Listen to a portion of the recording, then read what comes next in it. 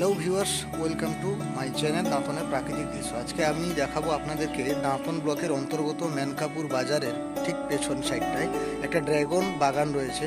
সেই বাগানটা আপনাদেরকে ভিডিওর মাধ্যমে দেখাবো আপনাদেরকে। আপনারা দেখতে থাকুন এবং সঙ্গে থাকুন। ভালো লাগলে প্রচুর পরিমাণে শেয়ার করুন।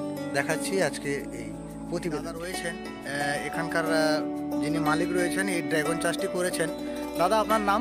কৌস্তব দাস, গ্রাম শালিকোটা, দাঁতন 1 নম্বর ব্লক, আর পশ্চিম মেদিনীপুর। কবে থেকে ড্রাগন চাষ করছেন? 2021 সাল থেকে।